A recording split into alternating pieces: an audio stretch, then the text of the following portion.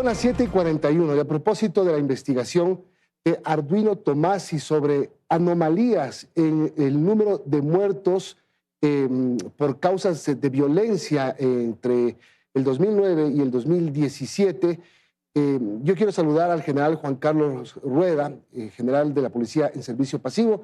Él nos atiende desde el exterior en este momento y quiero que estén pendientes de las fechas, porque en septiembre de 2009 deja de operar el FOL de Manta, es decir, salen de la base de Manta los militares estadounidenses. Desde esa fecha para adelante es cuando Arduino Tomasi empieza a registrar este número de 7.300 muertes por causas indeterminadas. Mientras subían las muertes por causas no determinadas, bajaban las muertes violentas. Esto daba a entender el dato que daba el correísmo de que el Ecuador se convirtió en el segundo país más seguro de la región. Antes, en junio de 2009, se crea la Unidad de Lucha contra el Crimen Organizado. El general Juan Carlos Rueda, usted me corrige, general, fue el primer comandante de esta unidad que se creó luego de que el presidente Correa decidiera desmantelar la Unidad de Investigaciones Especiales UIES. ¿Es así?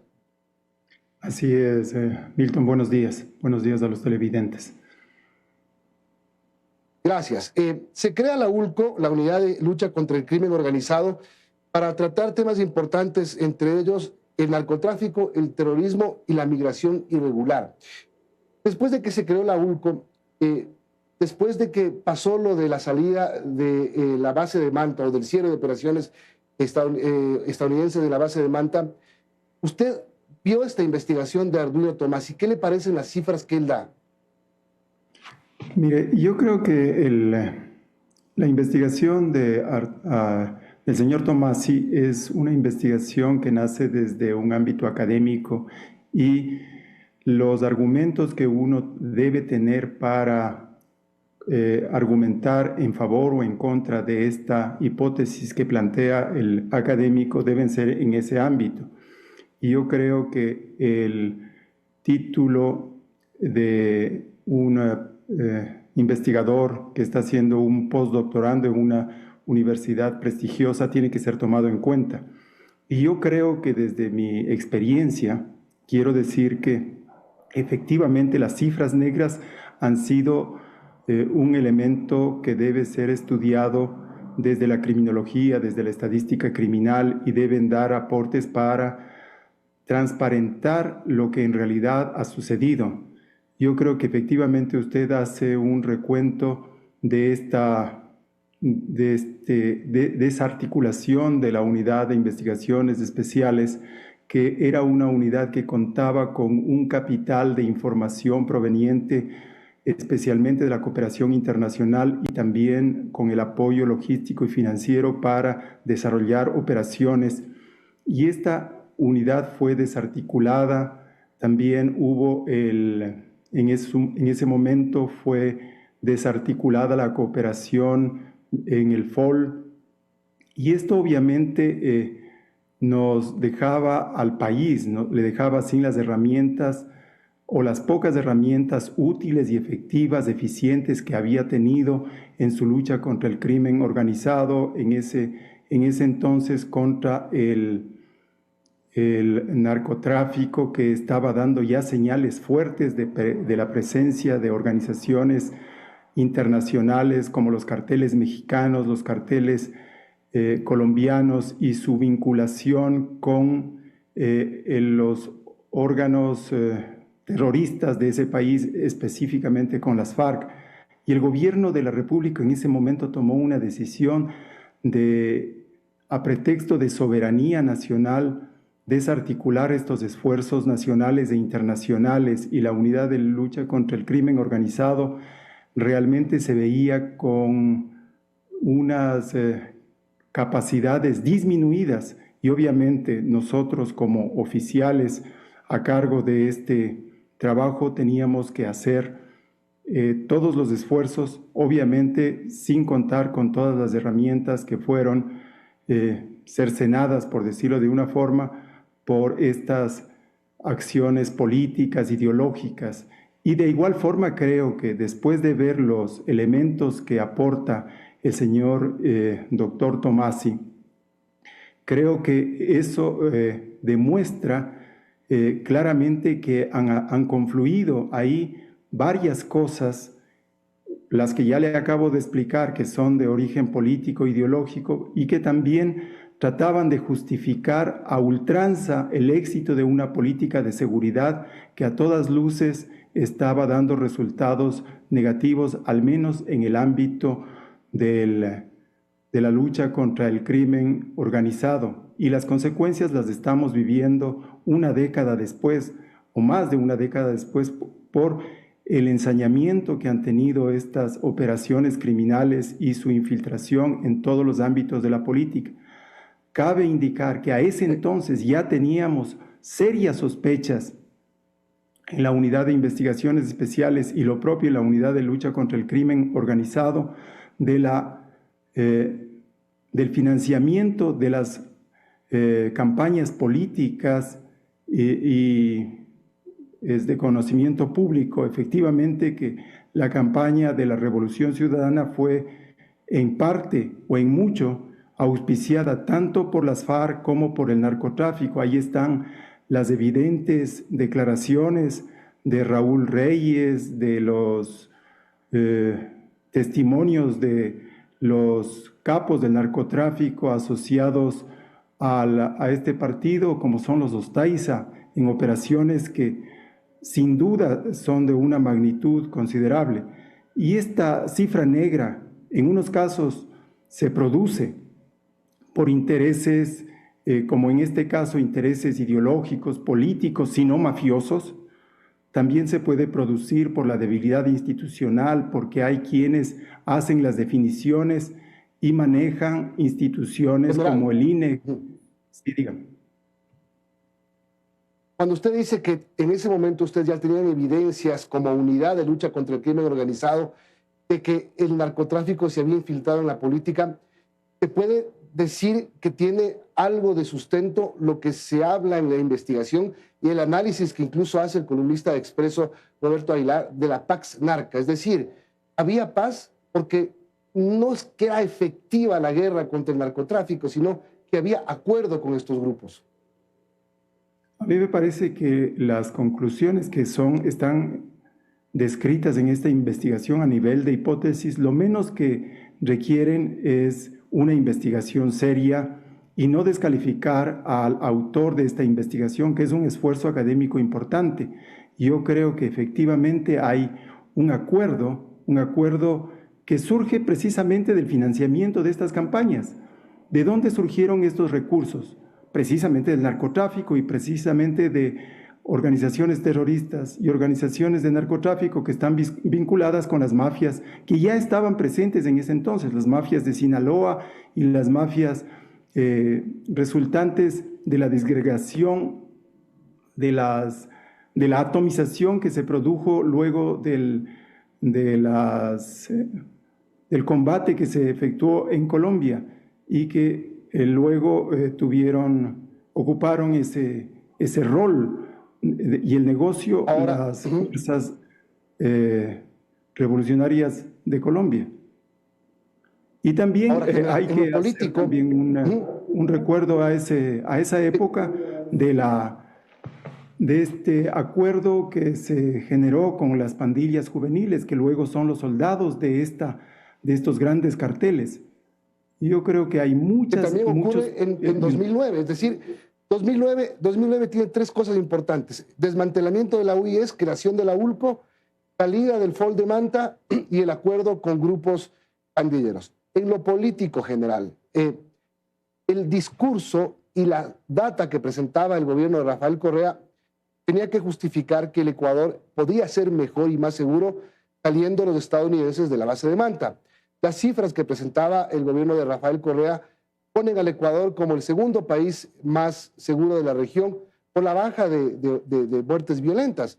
Ahora, en lo técnico, es posible que 7.300 personas hayan muerto sin poderse establecer qué tipo de muerte es, si es que es accidente, si es que es suicidio o si es que es muerte violenta. Y cuando se ven las cifras, bajan las muertes violentas, suben las muertes no determinadas. ¿Es posible esconder esas cifras? Mire, yo creo que hay una definición política y un manejo perverso de las cifras que con el afán de justificar acciones políticas, con el afán de alguna forma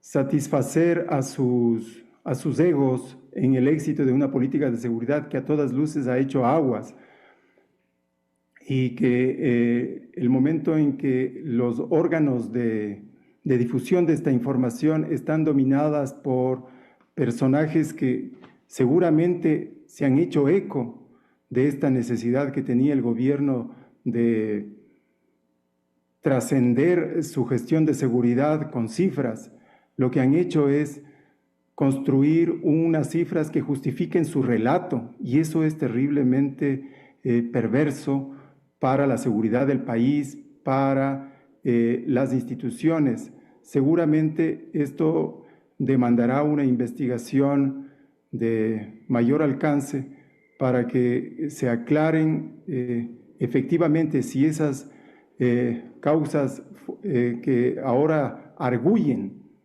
de que no son determinadas, fueron más bien impuestas esas razones para no investigar y para no añadir a la cifra de homicidios y a las tasas de criminalidad, a las tasas de homicidios que efectivamente existieron en ese momento. Es que es increíble porque estamos hablando de 615 muertes al año, de 1.7 ecuatorianos muertos cada día en esa época, en casi 10 años, que no se pudo identificar por qué murieron. Uno se pregunta, ¿ocultaron? ¿Hay inoperancia en los servicios forenses del Ecuador que no pueden determinar si un ciudadano se murió en un accidente de tránsito, se suicidó o fue asesinado por delincuentes?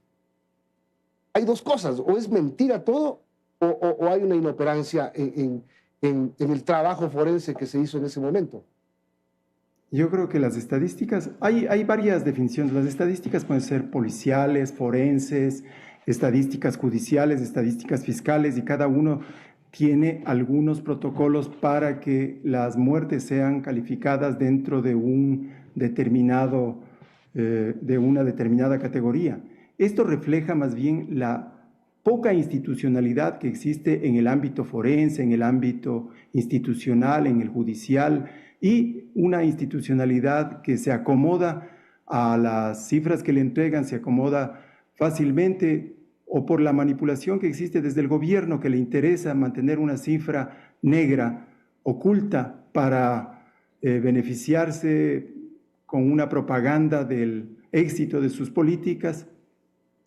Y en definitiva creo que ahí confluyen muchas cosas que nos hacen opaca la visión de la realidad que está viviendo el país en materia criminal. Y lo más prudente es prender todas las alarmas, prender todas las luces para determinar cuáles son los problemas, cuáles son las verdaderas cifras de la criminalidad. Esto es inadmisible y creo que hay que darle todas las garantías al estudio y desde ese ámbito continuar haciendo las correcciones y mejorando el sistema institucional, como usted ha señalado, el sistema forense, el sistema de estadísticas criminales, las estadísticas policiales, judiciales, para tener una imagen clara y en consecuencia arbitrar medidas políticas, estratégicas para corregir los problemas que enfrenta el país en materia de inseguridad.